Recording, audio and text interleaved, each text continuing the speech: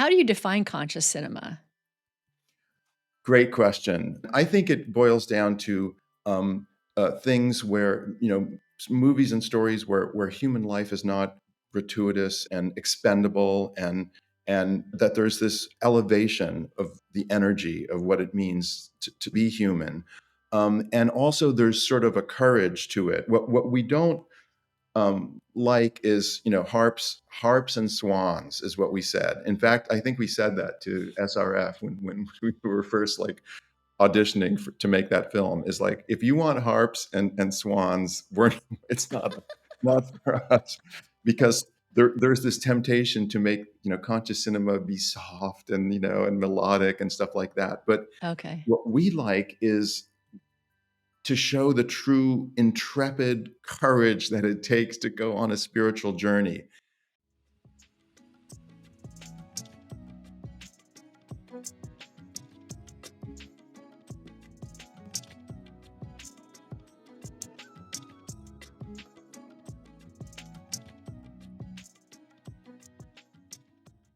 Welcome, everyone, to the Spiritual Forum. I'm so glad you're here. I've got an amazing guest today. We just started talking, and then now we're recording. You're gonna hear a lot of fun stuff today, so I'm really looking forward to it. I just want to shout out to Robin. Thank you very much, Robin, for being a regular donor to the Spiritual Forum. It really, really helps a lot. This is a podcast that is about hope, inspiration, and awakening in this world that I think benefits from hope, inspiration, and awakening. And I talk to people from around the world on all sorts of different spiritual topics. And of course, just living your life in an authentic way is the spiritual path.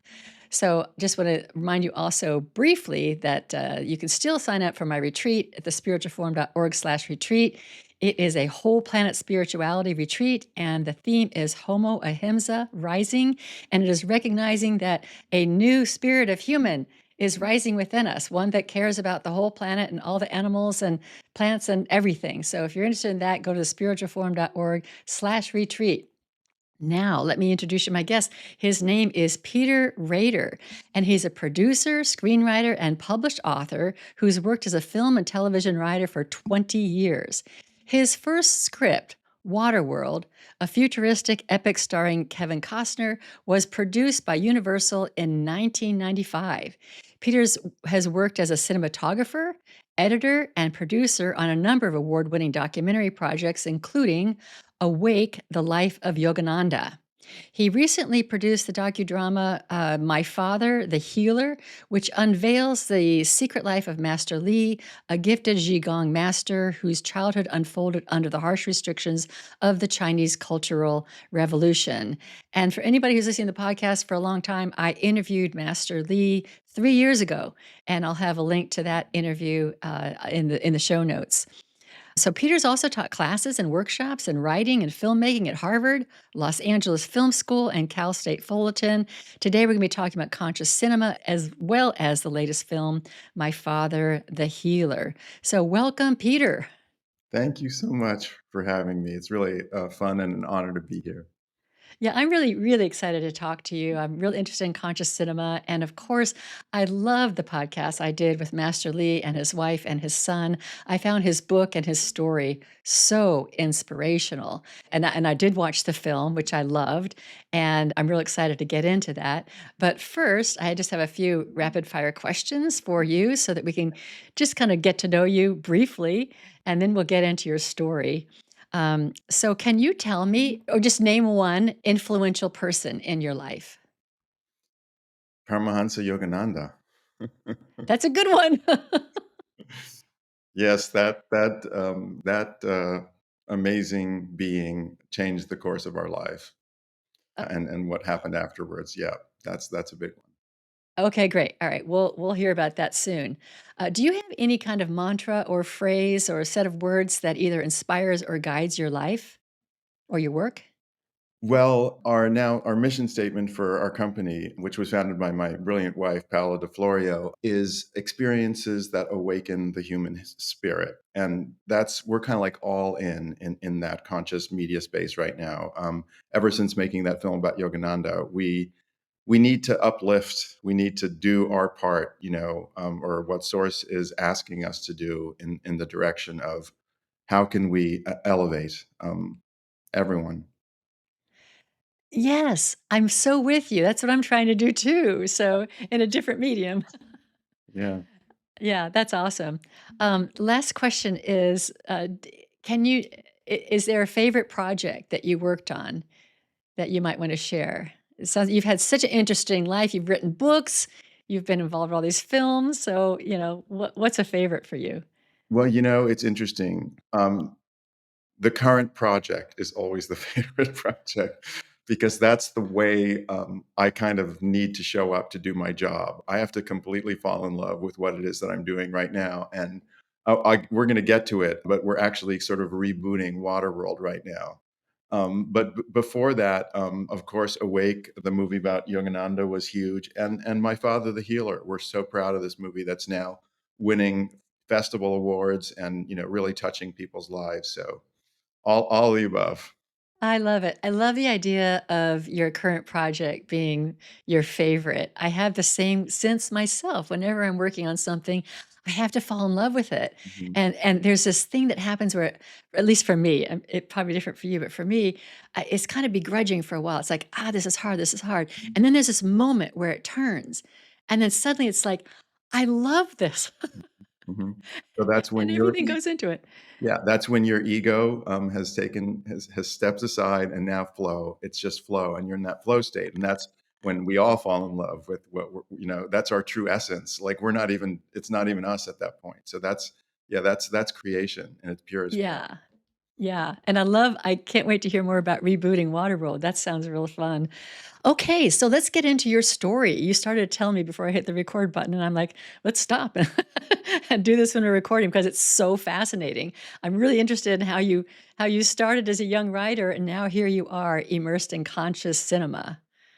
Sure. So in my 20s, I was very type A and very ambitious, and I just wanted to take over the world, like many 20-year-olds. But I was had moved out to Hollywood with wanting to become a big film director or whatever, and I was running around hustling, trying to direct low budget features, and this one guy at Roger Corman's company. Roger Corman is the king of the B movies, and so many people got their start through Roger Corman's company. People like Jack Nicholson, Jonathan Demme, all sorts of people, even Coppola and Jim Cameron. Everyone went through that stable because Roger Corman was willing to let anyone direct as long as you came up with a decent idea, and it was going to cost like 300,000 or less.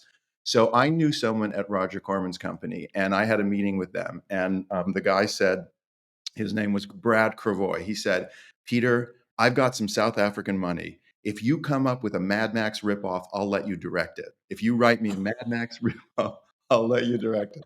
So that posed two moral questions for me at that point. One was I willing to take the South African, blood money, because this was pre-apartheid, for my Okay, chance to okay. break into the movies? And unfortunately, the answer to that question was yes. But the second question was a creative one, was I willing to write another Mad Max ripoff in an era where everyone was doing that? Everyone was just saying, let's get some gasoline, a bunch of beat up cars, some guns, go into the desert and make a movie over a weekend. And the American film market was this like Wild West, place where you sold these movies all over the world. And I was like, that is so thankless. It's not going to do me any good. No, I'm not going to do that. And I was walking around the marina in LA, and I just had this epiphany. And this is, of course, the way these things happen. It was a download. It Mhm. just came in. And it was like, water. Let's set it on water. And I went back to this guy, Brad Cravoy, and I said, Brad, I've got it. Let's set the movie on water. And he goes, are you out of your mind? A movie like that's going to cost us $5 million to make. So, so I said, you know what? I'm going to write it anyway. I think it's a really good idea. And again, testament to the fact that, there's an alignment or source is flowing through you is how quickly it came out. That first draft was 3 weeks. In 3 weeks, I had a draft of that movie. And I was fearless because I was a beginner. It's a beginner's mind.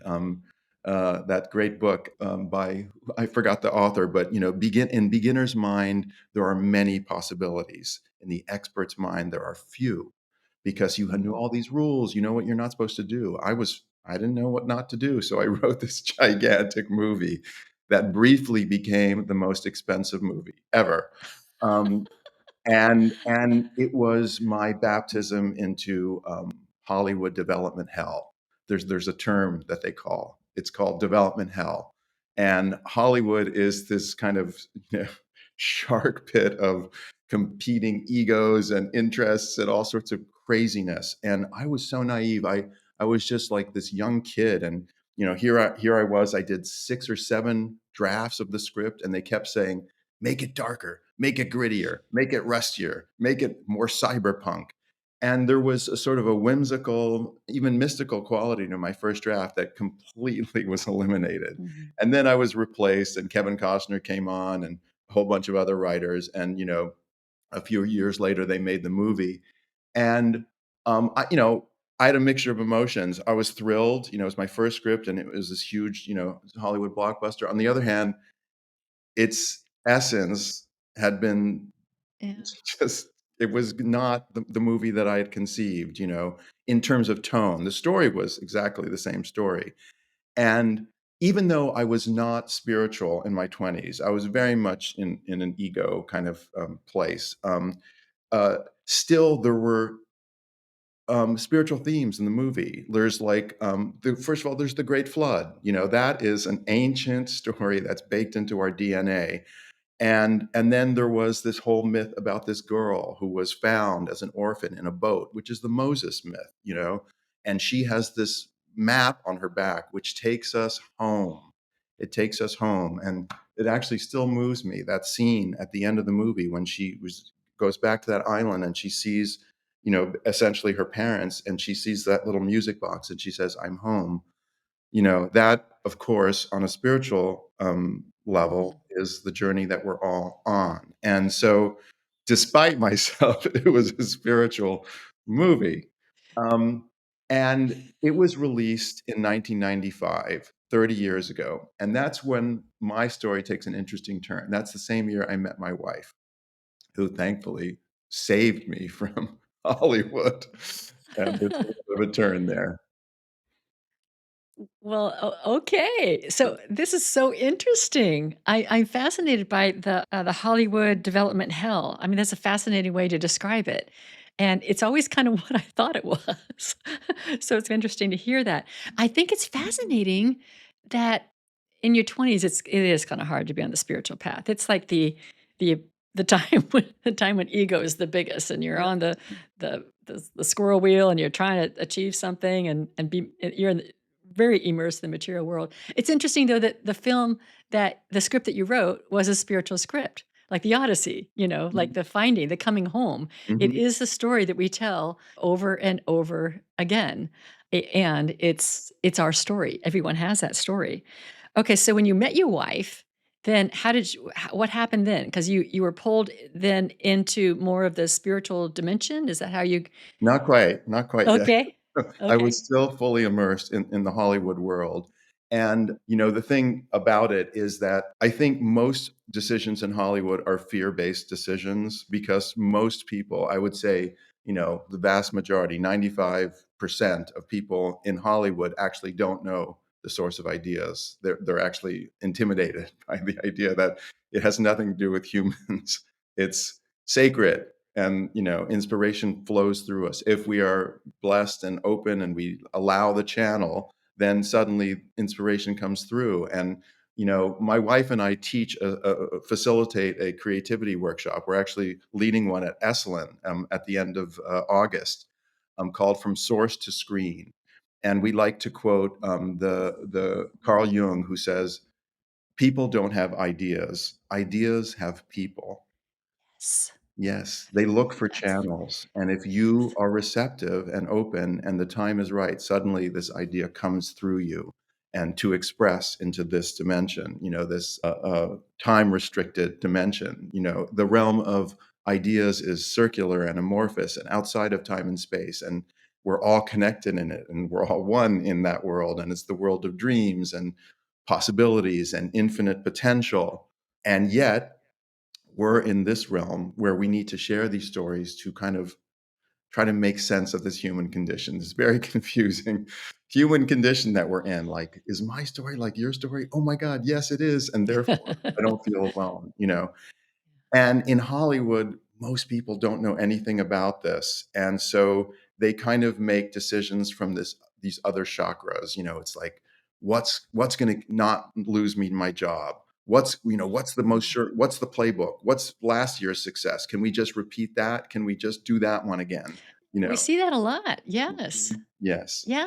And it took me a long time to realize this. I was soldiering in these trenches. I got frozen. I lost my way, to be perfectly honest, in Hollywood.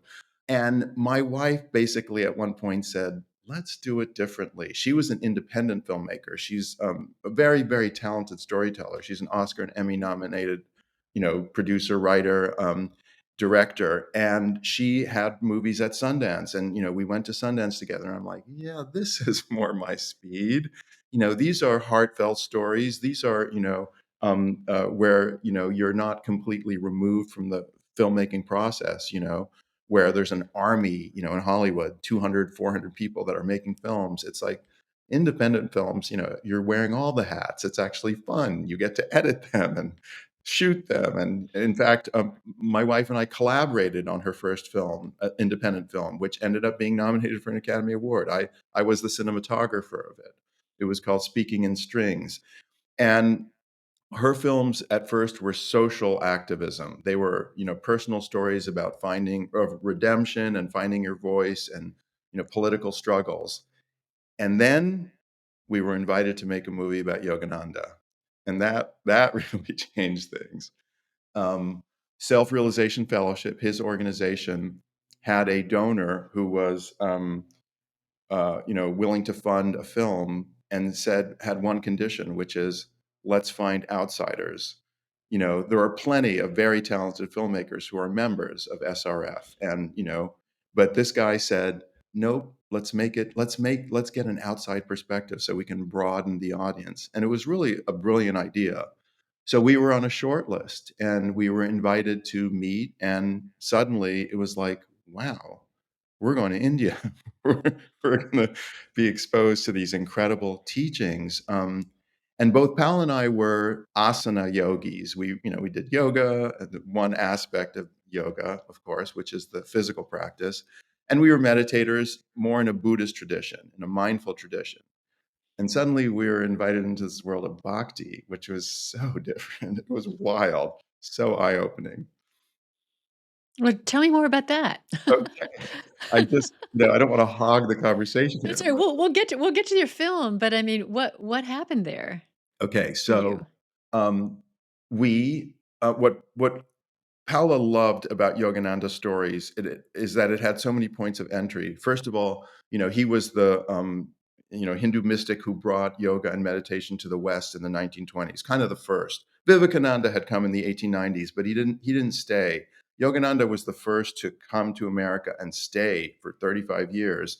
And he was going around the country lecturing, with sold out houses, Carnegie Hall, all cities across America.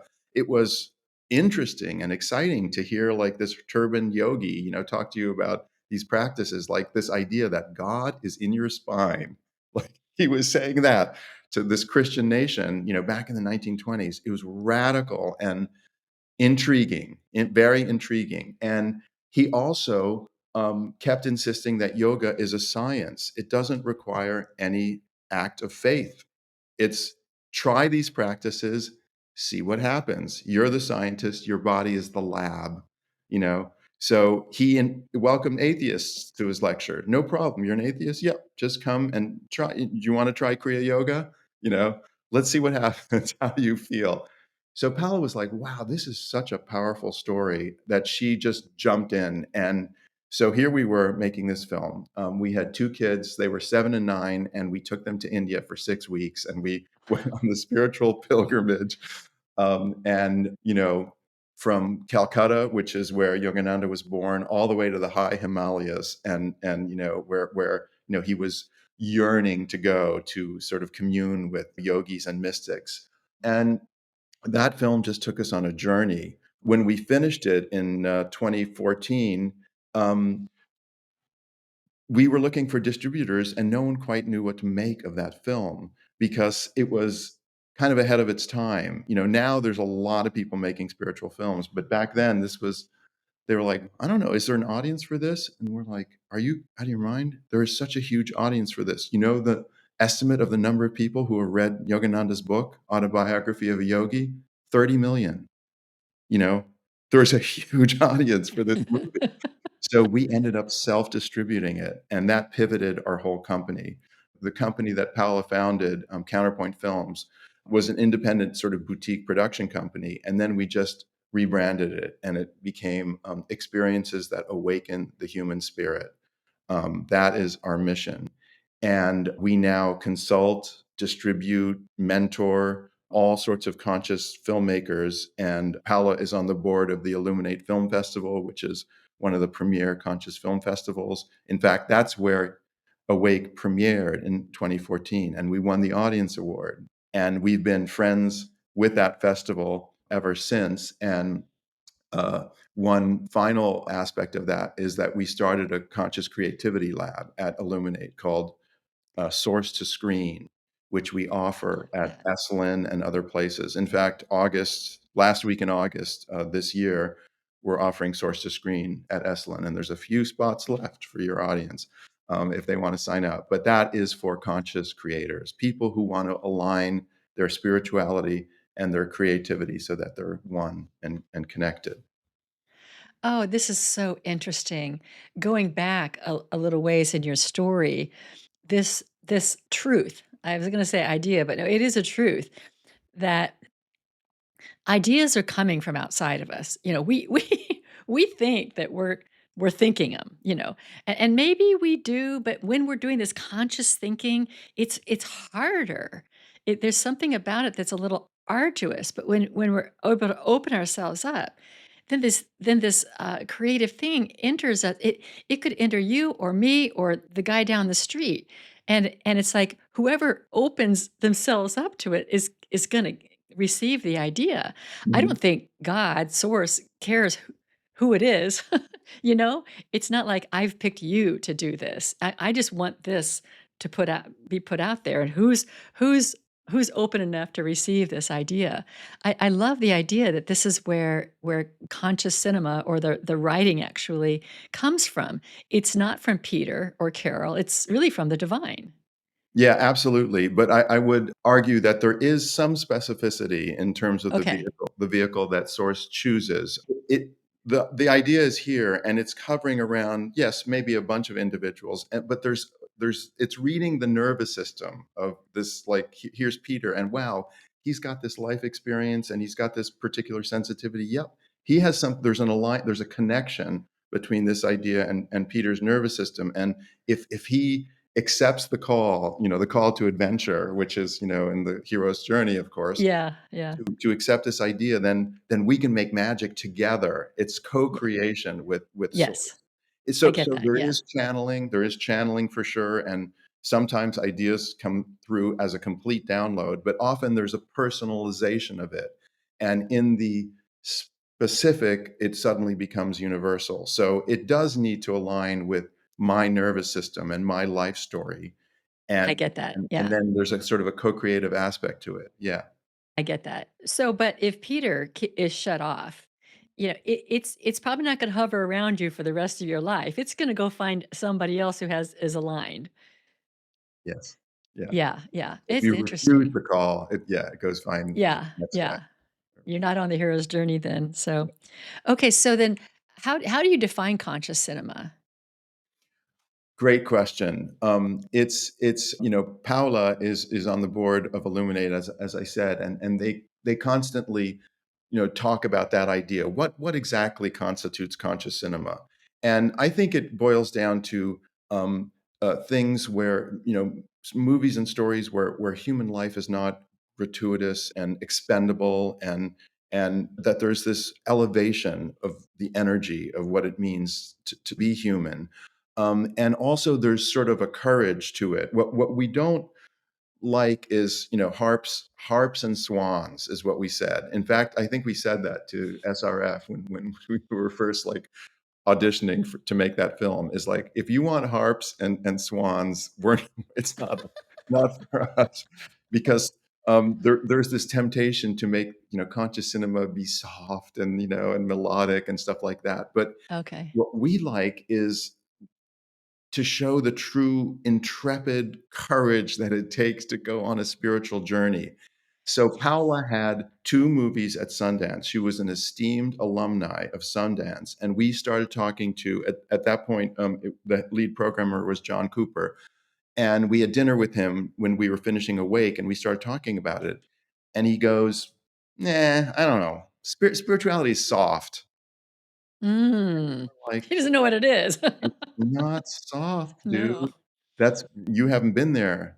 It's Right, it's right. it's gnarly and like dark nights of the It's soul. the yeah, it's the road less traveled. That's It's right. you've gotta take your machete and cut through the bush Mhm. of life, you know? Yes, yes, and Yeah, it can be super challenging, and yeah. those I think are the stories, that conscious media stories, that really end up either crossing over and really resonating, because that's what we wanted in Awake. Is, we said, we need to humanize this guru.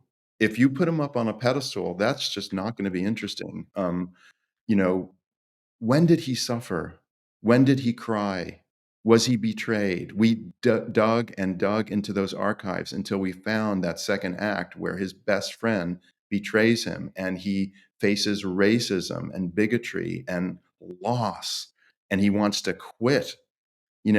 That's the human story. Even an Mhm.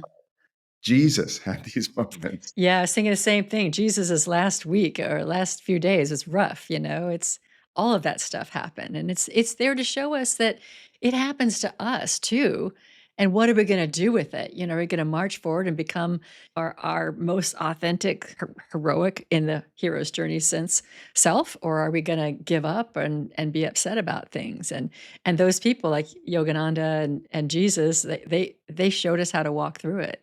Yeah, yeah. And Yeah. there's something so sort of empowering and, liberating about that, is that, we were invited to have that, that experience, which is both human and divine. I mean, it's this powerful thing that, people like us who have, been, the spark is on, the candle has been relit. We're like, okay, so we're both spirit, soul, this vast, incredible thing, and this little limited human. How do we do that dance? Yeah. Yeah. Awesome. All right. So I don't want to lose sight of talking about your next project, which is a reboot of Waterworld. But let's pivot into the My Father, the Healer, Yeah. which is it released now? Yes. No, it's festival circuit, and we're doing some limited screenings around the country, and we're Okay. sort of planning for the actual rollout. Okay. Yeah, and this is the only person I've ever interviewed on my podcast who didn't speak English, and then his wife, translated, and his son was there as well, also speaking, and it was just really a fascinating experience, and I thought his book was so inspiring. So how is it that this, idea to make a film of his life, how did that come about, and how'd you get involved? Yes. So, he was working on this memoir, and he brought us in to help bring that book to market and sort of launch this brand around, his qigong His teaching, whole which body is prayer, yeah. his whole body prayer, which is now being rebranded to whole body meditation, because Okay, it's okay. more inclusive, more ecumenical. Right, right. It is more of a meditation, I think, It yeah, is, it is. yeah. And, in the process of doing that and consulting on his second book and, the brand in general, which is also has an app at this point, the idea came up, which is, this is an incredible film. Why don't we make a film out of this, And so they said, that's great. Let's do it. And the film itself became a healing journey for the master, for Master Lee, which I think makes it such an interesting story. We set about to make a film based on that book, which is, as you said, it's a really powerful, fascinating story. To grow up in those conditions in Maoist China in the 1970s, where the it was societal trauma. I mean, everyone was Mhm. traumatized, and then there was specific personal trauma. This is a man who was beaten, almost every day by his wife, by his father, rather, Father, yeah. with a belt for no reason, just because of the father feeling his own helplessness and powerlessness, and anger at the system. So he's taking it out on these kids, and this one boy who then has a gift. He's like Harry Potter, and he secret, you He's know. under the bed, like in the closet, Yeah, he in the literally was cupboard. under the bed with his magic, that he had Yeah. discovered that he could heal, he could channel energy through his system, and he did some incredible things. He healed an injury in his ankle. He had twisted his ankle and it was ballooning up, and boom, he discovered whole body prayer, and it healed him in one session. And then his mother became paralyzed through a botched surgery when they were sterilizing women, after they had their children. And, this operation went south, and she ended up not being able to walk. And it took him 5 years, but he got her to walk again. Yeah, it's amazing. It's incredible. And Yeah. then everyone wanted a piece of this guy, because it was like, "Oh my god." He it's like a Jesus story, right? Um, Right, right. and he kind of lost himself in that. He, moved to the West and helped, hundreds, thousands of people cure themselves from stage 4 cancer. He has many stories of, people who he had empowered through his teaching. However, he neglected to heal himself. He neglected to really fully face this childhood trauma, all of this generational trauma. His father was clearly traumatized, and it Mhm. goes all the way back, in a patrilineal trauma line. And so we started the film based on the book, and we shot it and did all these recreations, recreating 1970s China with actors and everything. And then Paola, who's the executive producer, took a look at the film and said, "There's no third act. There's not an emotional resolution that's going to satisfy audiences here. He's still on a journey. This is not complete." So we decided to send him back to China Mm. undercover, undercover, with a stealth one-man band, one-man crew. Our cameraman, Tom Pritchard, who then became the co-director, went to China alone so that Master Lee could face all that. It's in the hero's journey. This is called going back into the inmost cave. Mhm. Yep. You've got to go back and face that stuff to heal it. You have to feel it to heal it. And it was so powerfully transformative. Here's a stoic Confucian Chinese man, warrior, master teacher who never shows emotion. And on the plane ride home, he was sobbing Mhm. with his son, who he brought on the journey. So that's sort of the title, My Father the Healer, because it's from the point of view of Alex, who was on your show, um, who is, a almost 30-year-old Americanized, Chinese American who, is just like, who is my dad? Why are there so many secrets? So they go back together and on this healing journey, and and it opened up all of this for Master Lee, and it's a journey that continues. It's an ongoing journey. So that's why we're so excited about this movie. That's just winning these awards and touching people. Yeah, it is a hero's journey. I'm curious, when you, approached him with the idea of going back to China, how did he react? So Master Lee is so intuitive. This is a man who spends at least 3 hours a day in meditation. Yeah. He is in the field, and he basically, asks for guidance, and it was like, "Yep, that's right. That's exactly what I need to do." He was open to the idea, you know? Yeah, yeah, and the interesting thing about his story, in addition to that, is, you kinda depicted how he had this amazing gift of the light and the healing to be able to heal people, and he kind of got his ego kind of also really kind of let him off the path a little bit, Yeah. and he kinda got a little puffed up, and he faces that, like, he faces that part of himself too, that, I was on the wrong path, or I was wrong, or this is I had to shift from this, and because that could easily have been, like, just, covered over in the movie. Absolutely. You identified something. Someone has called this a reverse cult movie because in most movies about cults, there's never the redemption of the cult leader. There's never this accountability. And in this case, you're absolutely right. There was this prophecy that this is sort of a secret book in which he feels like he was named as this prophet, and it absolutely led to grandiosity and this delusions of grandeur and this idea of a mission and all sorts of things that were cognitive distortions, shall we say. And but he owns it.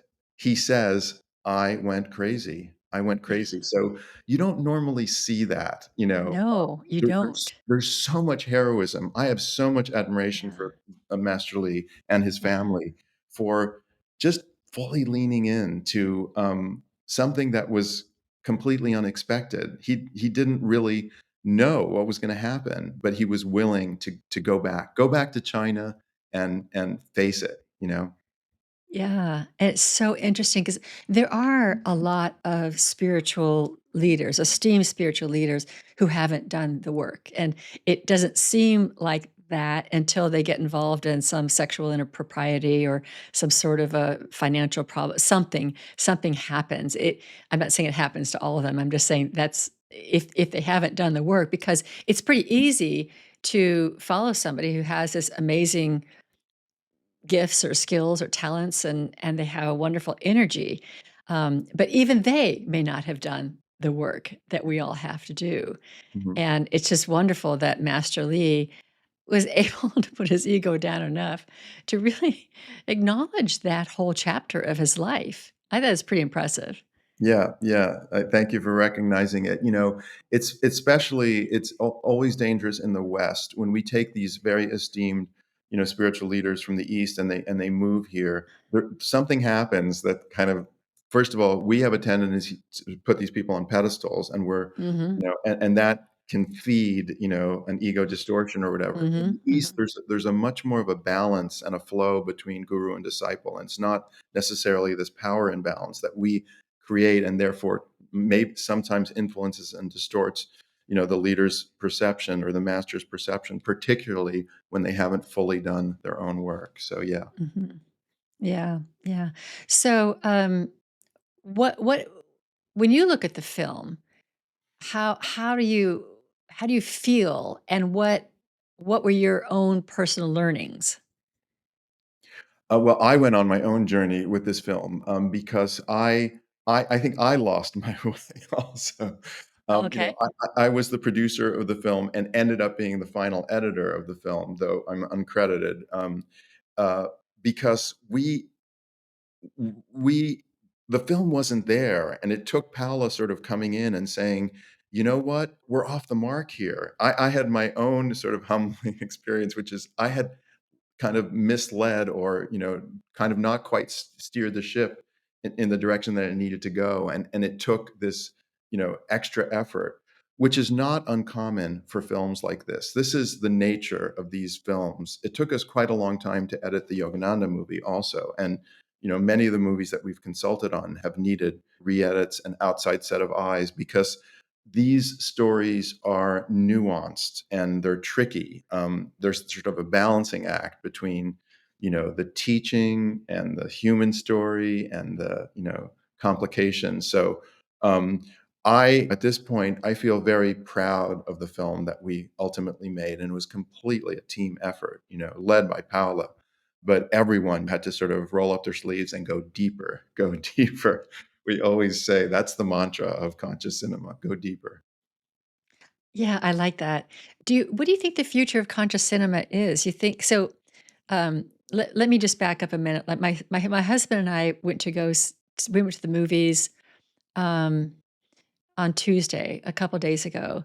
We went to go see Superman, and it was highly recommended because of the Superman and his particular. I don't know. Have you seen it? I haven't seen it yet. Okay, wait. He's a wonderfully cast, and he's a beautiful, completely um, wonderful human being. But all the stuff. I mean, it's like I had to close my eyes and cover my ears so much just because it was just why can't we tell that story without Mayhem. all of this, all the mayhem, the craziness, the violence is one thing, that's one thing, the noise, and you're right, mayhem is a good word for it. It's absolutely chaotic. And all of the previews for this movie were chaotic films, like Cat in the Hat. My gosh, we're thinking, what poor child is gonna be subjected to this Cat in the Hat movie? It's frenetic. And so I don't know why the movie making is that way. I think they're trying to mess with our brains, but I can but speak to that. I can okay, speak to that. thank you. So, couple of things. First of all, Hollywood thrives on what we call lower chakra entertainment. It's the lower three. The three lower chakras are the key ones that are activating, and fear, and the amygdala. So it's like the primitive responses, the terror, the lust, the all of those things are activated. And there's also this other crazy thing that the industry is a little panicked right now because it's in the process of complete disruption, and just like the music industry 2 decades ago. But Hollywood doesn't know where's the revenue stream, or is the theatrical experience still viable. So they need to make that theatrical experience so huge that like, you can't have this at home. It's IMAX, THX, super Oh duper gosh. sound, and here it is. I'm going to throw it at you, and this is why you need to come to the theaters and have this, because you can't get this in your home. Even if you have a surround sound system, it's not going to be like this one.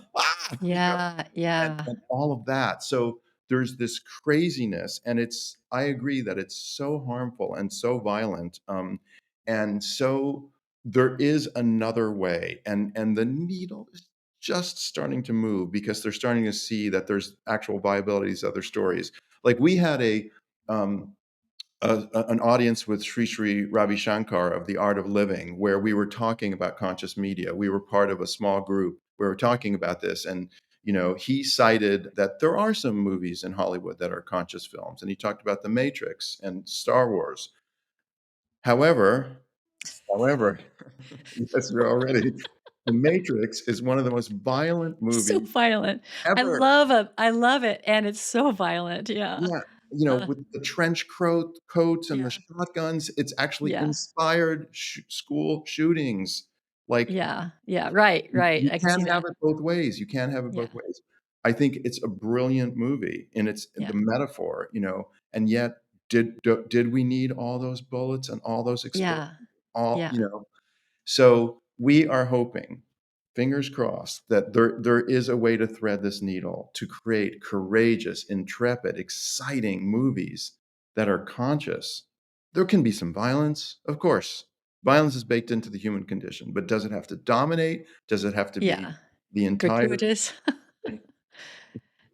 Yeah, yeah. I went on a violence hiatus for like 6 months, and it really has impacted my nervous system, and I really recommend it to everybody, especially if you love film. I love film. I love watching, shows and movies and whatnot, but I just kinda had a I'm gonna take a break from violence, and it's made me a lot more sensitive. I could feel myself being desensitized.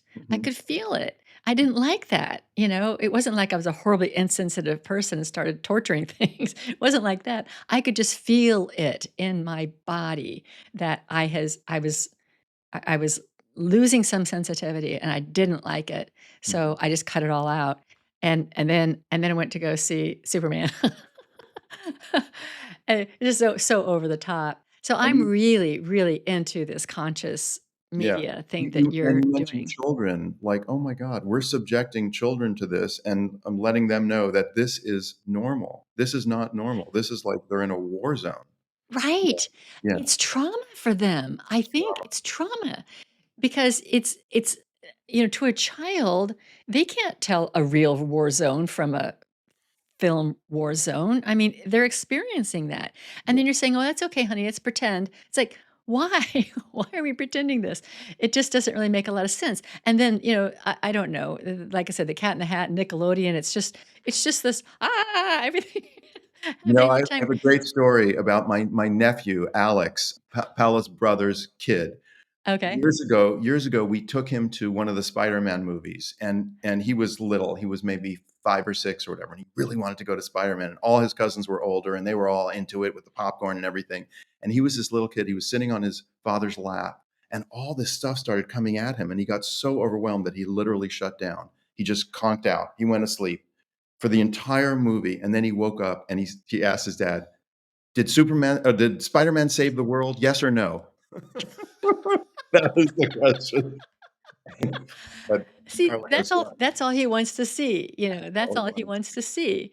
Yeah. And, I do think it messes with our brains, I really do, and I don't think it's healthy for our society at all. So I'm really glad that this conscious media is gonna take root, and 'cause I also think that people wanna hear stories. They wanna hear and feel. They wanna feel again, a story that stirs the heart. That's so much more, I think, more, important to make. I was gonna say challenging. I have no idea how challenging things are, but certainly more important to make, to stir our hearts versus numb us all down so that we're, not really experiencing the violence or numbing down our brains. So I hope this takes off in a big way. I think it will. Well, certainly the audience is out there. Yeah. The Pew Center always does these studies about, spiritual and religious beliefs, and, the number is consistent. The number of Americans who identify as spiritual but not religious is one Yeah. third, 100 million. Yeah. Non-church going, but they want a spiritual connection. That's our audience. And worldwide, it's in the billions. The number, United Nations, the number of people practicing some form of yoga in the world, 2 billion. Like, there's an audience, and Yeah. they're Yeah. hungry for this content. And, we are doing everything we can to do it ourselves and also mentor others to consciously create. Yeah. Well, so let's talk about the remake of, Waterworld and what you envision for that. Okay. So, we have reclaimed the copyright. So now we get to reinvent this the way we want to. And now with all my own experience, this was Paola's idea. She's been saying for years, let's do something with Waterworld. Let's do something with Waterworld. So we worked with an attorney to reclaim the copyright, which thankfully is available in the United States. After 35 years after the date of transfer, you can say, I want this back. So we Mm. have it. And Paola's idea was, it's Enola's movie this time. It's a girl. Let's make it a heroine. Kevin Costner, that character, the mariner, is in the story, but from he haunts the story. We don't need the dude to like mansplain and save the world. This time Mhm, it's, mhm. Artemis. She's a fierce eco warrior. She's connected to nature. She's on this mission to save the last remnants of nature. So at the end of the first movie, they find this pristine island. 30 years later, we have destroyed that island. That island is a mess. Everyone is living on that island, and Oh, wow. she's fed up. And she says there's got to be another way, and she goes on a quest. I'm not going to say much more to that, but Okay. it's called Waterworld Reborn, and it's mystical. She believes that the ocean is alive, Mother Ocean. She's Okay. a connection. Okay. Yeah. Alright. And is it going to, I mean, it sounds animated, but it's not gonna be animated? No, these Okay. days, technology is such that we can, do anything, in terms of production. But it's gonna begin as a book. We're launching it as a book first, and we're yeah. Okay. And it's more than a movie, it's a movement. We're trying to start working with NGOs and Ocean Conservancy and, organizations that are talking about water and water as a human right, and, the ocean as being, this vital part of our planet. And can we do more than just make another popcorn movie? Can we actually start this conversation in earnest? Yeah, so you're moving people's hearts and also calling them to action. Yeah, yeah. That's Uh, yeah, I love that. This is exciting. So, and when you wrote the original Waterworld, though, that wasn't really your intention because you're in your 20s and it was kind of Mad Max, mhm. although it kind of had a spiritual theme to it, the hero's journey. But now that you've evolved to where you are now, now you're seeing this whole story in a different light. And, And and Paola, is really the impetus, and she's a big part okay, of it. We're collaborating. We co-wrote a treatment together, and, we're collaborating on the book. So okay. she's, We got the she feminine energy. that's right. We need a little bit of balance. That's right. We need more feminine energy in film. That's right. Yeah, I don't think we'd be bashing each other's heads so much if there was more feminine energy, and, doesn't necessarily mean women, it means feminine energy, That's right. it could be in a man or a woman, but yeah, I think that's it. It's the lower chakras and also an overdosing of the masculine everything is what is in cinema today. Mm. Um, yeah. Except for maybe Downton Abbey, we did see that that that preview. Yeah, it's interesting. In Vedanta, and other traditions, the masculine is the field outside of creation. This is Divine Mother. We're Creation is the feminine, so we're in it. She's all around us. We need to honor that. We need to recognize that. We need to honor that. And you're absolutely right that it's really about the balance within all of us. Within Yes. all of us, can we be a little bit more balanced? Yeah, it's the earth, the world is really crying for that right now, so any work that we're doing spiritually needs to include that balance for sure. So, well, Peter, what else would you like to share with us before we close? Is there anything that we didn't cover? I'm sure there's a lot we didn't cover. What else would you like to talk about? Well, I'll do a little shout out to Source to Screen. If any of Yeah. your audience wants to join us at Esalen at the end of August, they can go to sourcetoscreen.com, our website, and learn about that modality. We break down conscious creation into these three steps. It's creation, manifestation, and transmission, or in movie terms, writing the idea, producing the idea, and distributing the idea. And what's interesting about this process that Paola created and invited me to sort of co-facilitate with her is that it's a circular kind of process. We actually sometimes talk about reverse engineering. Tune into your audience. Who is your audience, and what do you want them to take away as you're conceiving the idea? So one of the first little exercises that we do is we say, write your Amazon review right now. You barely have an idea. What's the 5-star review? And specifically, when I watched or experienced, and it's not just limited to films. It's we have entrepreneurs, we have authors, we have people doing startups. When I experienced this product, Reverend Carol's so and so, I felt X, and it made me want to do Y. What's the emotion? What's the call to action? And then you can start to say, okay, that means I need this type of product. I need a product with a strong message, or whatever. It starts to shape that. So this idea that that whole process is circular, and it comes from the realm of ideas, which is outside of time and space. So we're doing this little distortion of allowing these ideas to flow in, and then we have to commit to linear space-time. It needs to have a beginning, middle, and end, or if it's a product, it needs to be concretized. Here it is. This is the message of this product. So we just it's a sort of a lab. We're all in it together, and we just create this container in which source flows through all of us. It's really like one of my favorite things that I do, that I am blessed to be part of. It's sacred work. It's really fun. Just Yeah, magic. I get that. I think this is the way humans are, originally intended to create. And we have lost our way, and we can get back on track. and maybe we have to go into our cave and face our demons in the process of the hero's journey, but I really love that process.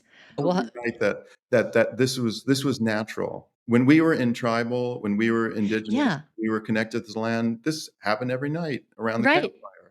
It was right. so natural. We shared stories and, you know, shared experiences, and this is how we connected, and this is how we, you know, as a village, we you know, experienced the human condition in community.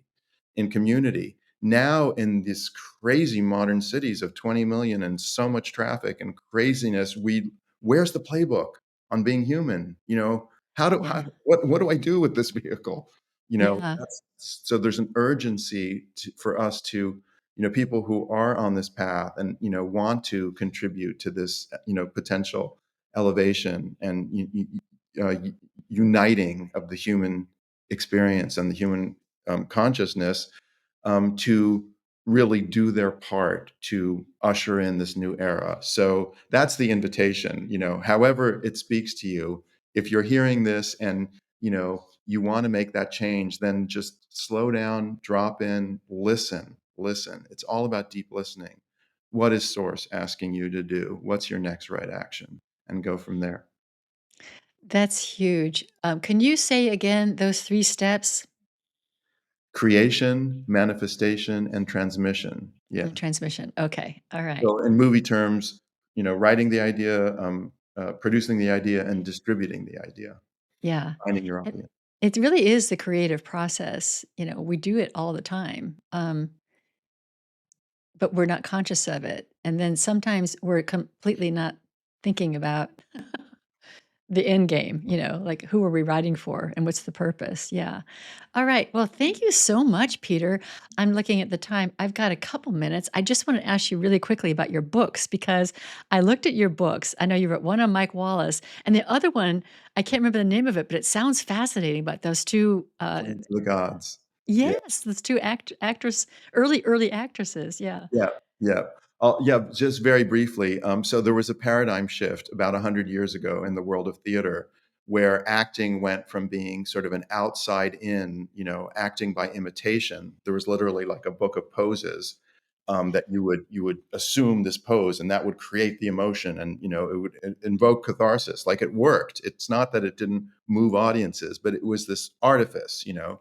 And Sarah Bernhardt was the master of poses. She was the, you know, most famous actress of all time. She invented the culture of celebrity, and she acted from the outside in. And then there was this paradigm shift, where this Italian actress that very few people know about, unless you are an actor, Eleonora Duse, rediscovered the original acting, which is mystical, which is inside out, acting from inspiration, and not asking for attention, actually disappearing into the roles. So she would never look at her audience until her curtain call. She invented the fourth wall, this idea that you're so in character that that audience isn't even there. And it was revolutionary. And these two actresses were rivals. They, you know, at first, Sarah was sort of a mentor, you know, to this young actress, but then she's like, what? That's acting? That's not what I want to do. I want to do this whole different thing. And they had these battles and fought over plays. And at one point, we're sleeping with the same guy, which was problematic. Um, and it's a great story. And actually, that's on its way to becoming a movie, also. So That sounds like a fascinating movie. I was thinking the same thing. And yeah, it's to me, it was interesting because I think we take for granted like what acting is, like it's always been that way, even though we know that those what were they called before the talkies, the silent films, yeah, they were so dramatic because they didn't have, voice. yeah. And but that was the normal way of acting. And I Mhm. just don't I think we lose track of that and Yeah. think that what we've been doing all along is what we've been doing all along. And it comes back to this one woman. I thought that was fascinating. Yeah, and it's sort of like it's a reverse Amadeus story. Amadeus is one of my favorite movies and plays. But you know, in that case, you know, Mozart, the genius, was remembered, and Salieri was forgotten. But in this case, the genius was disappeared because she was a chameleon. That was her art. Her art was to disappear. So she did. No one knows about her. Wow, yeah, really, no one knows about her. Yeah. Yeah, and then you kinda resurrected her through your book, so Yeah. yay for that. Okay. Well, Peter, thank you so much. This has been really, really enlightening and enlivening, and I'm so, so moved and inspired by the conscious cinema and the conscious creation and the source to screen that you're working on. Thank you so much, Reverend Carol. Your work is so important. Thank you for having me. It's been fun, and I'm really honored to be here. Well, thank you. Thank you everyone for listening, and I now close the Spiritual Forum.